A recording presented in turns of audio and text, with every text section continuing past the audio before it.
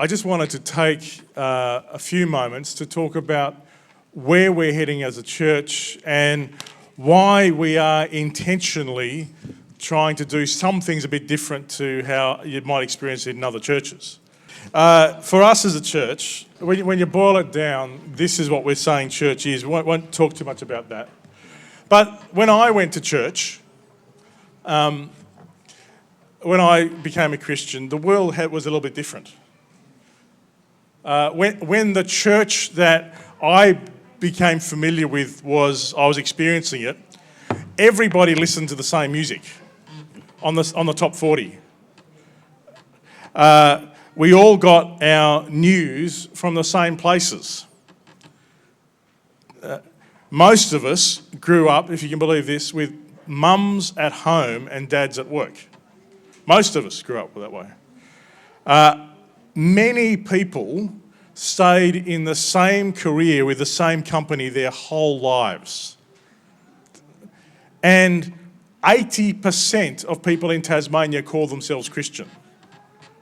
80% of people in Tasmania call themselves Christian. That was the world back, a long time ago in a galaxy far, far away, back in the late 80s, early 90s. So who was alive back in 1990? Okay, so you can recognise some of this. In those days, the way we could organise church, because of the things were like that, was a bit different. You could organise church in a top-down kind of way where you mainly focused on programs and services, because largely the questions people were wrestling with were similar kinds of questions at similar kinds of stages. Church was a bit like a cruise ship, where there was something for everybody and everything was a little bit, everything was well programmed. So you'd go from the kids ministry to the youth ministry to the young adults ministry and all churches kind of aspired to be a bit like that, to be big enough to have enough programs for everybody. One of the things, Leanne and I actually were, if I might go back there, Leanne and I were on this boat last week. I took this photo, and we were sitting in sort of the second row of balconies up the top there, watching church week before last. And one of the things that Jeff Maddox said is mission is going to a place you can't control. Mission is going to a place you can't control. What is interesting in the way we did church, we actually wanted to bring people to a place we could control. But mission is going to a place you can't control. And in that phase, mission was done by mission organisations, which we largely supported. Things have changed. This is from the last census. Now there are more people who say they have no religion than people who call themselves Christian. And Tasmania is the most secular state in the country. Here's some other things that have changed. Technology, rather than us all watching the same 6 o'clock news or reading the same newspaper or reading the same top 40 or smash hits magazines, we all are watching and consuming different media targeted by algorithms. We all are getting different inputs. In general, people have less trusted friends and relationships than they did. And a large part of the reason for that is people are spending significant hours looking at screens. And that time that would have been spent with relationships is spent with screens. There's one major reason for that. And on average, now in our society, people have, on average, 12 different jobs in their lifetimes. We are living in a world that's changing all the time. And what that means is it's harder just to have a set of programs that fit everybody, because everybody is confronted by their own set of unique challenges. And on top of that, those challenges change. So the challenges that teenagers today are facing are not the same challenges that teenagers 5 years ago were facing. The world is changing rapidly. There's a thing called Moore's Law, which says computers I think, double in capacity every year and a half or something. I mean, Apple have just released a new kind of headset that means you can have a whole experience and feel like you are, in the middle of. You can go on a cruise ship. You have a whole entertainment experience all by yourself. You don't even have to watch TV with anybody else anymore. It can all happen just in front of your eyes. Leanne and I loved being with David and Maureen a couple of weeks ago, and Maureen wanted us to know she feels as though God has a word for our church. She said that there's a song that has beautiful lyrics. And I was going to find Sam and say, I reckon this is one of the ones where we could find a new tune for it because the tune's terrible. But this, sorry for anybody that really likes it. This is a song called Jesus is Standing Somewhere in the Shadows. And Maureen had a sense that this song was sort of capturing something for our church, and that Jesus is standing in the shadows with a whole bunch of people who are looking for hope. And there's a question for our church as to whether we're willing to go to the shadows where people are, and whether we're willing to invite people from the shadows into our church. So that was the word for us. Like never before. Back in the day, we could give you you don't have to read all this, by the way. This is the fine print. Back in the day, it was lovely. Everybody the pastor could preach a sermon, and it kind of would be applicable to everybody. And you only had a limited number of voices. Like never before, you need discernment to work out what things you can trust and what things you can't trust. Turns out that's much like the New Testament church.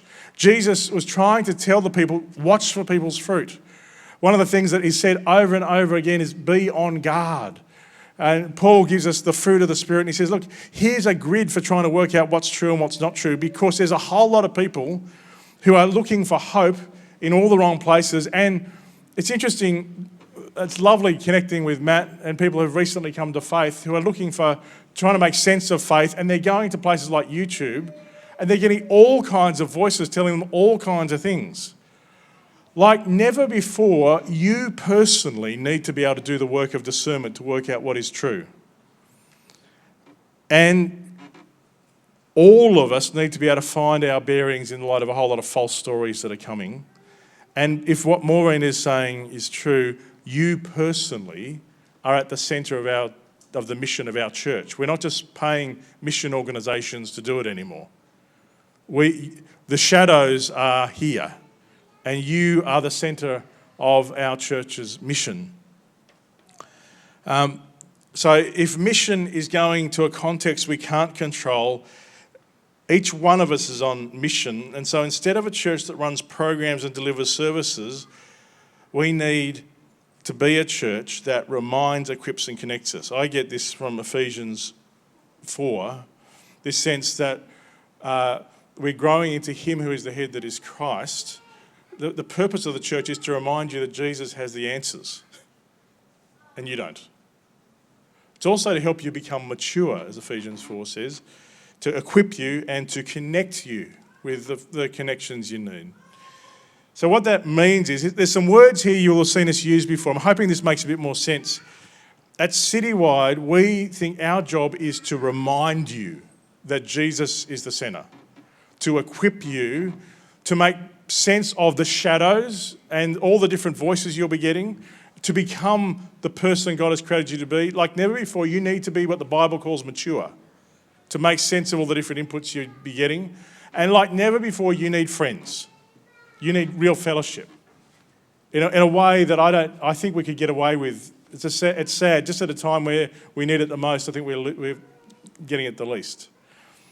So our church, the calling of our church is to remind, equip and connect so that you can be focused on Jesus, your calling, and being in community. That's your job. Christ calling community is your job.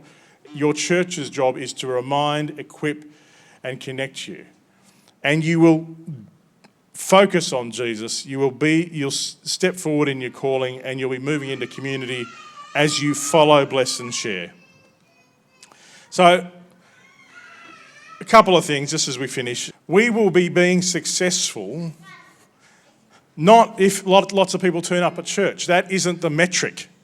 There was a time where church growth thinking said that everything that's healthy grows. And the purpose of church is to grow the church. Well, it's not true that everything that's healthy grows. Cancer also grows.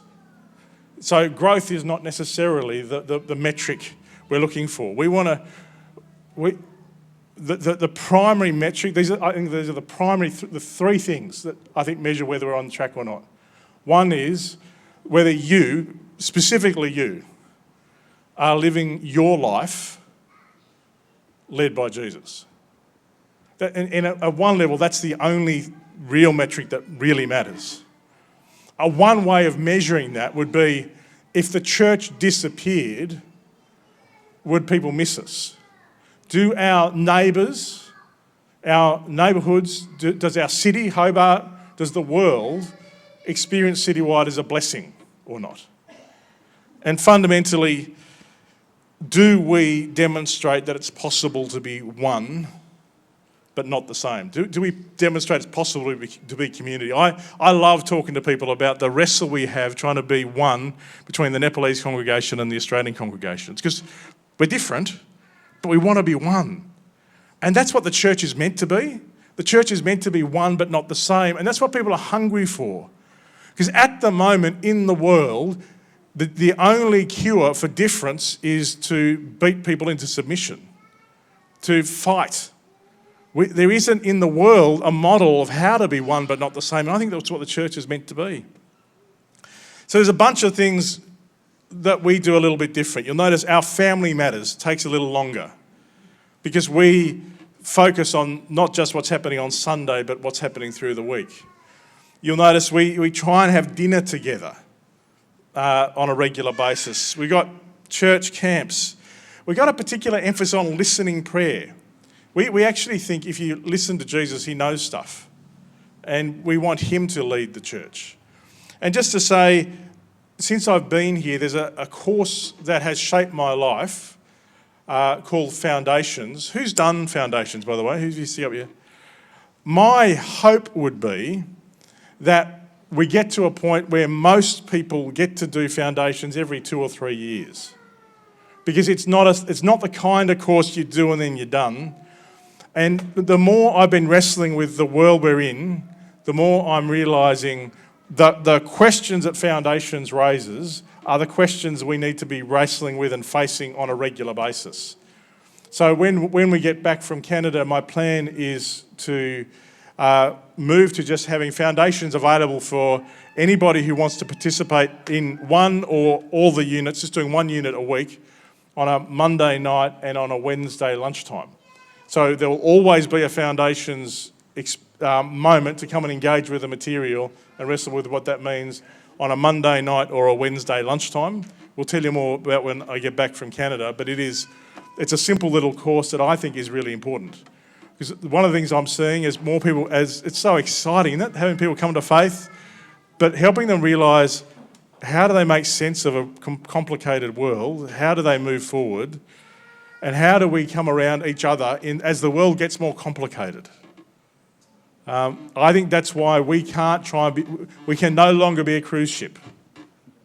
We've got to be a different kind of church that's not about running programs and services, but empowering you to find the mission that God has for you, where God has it for you.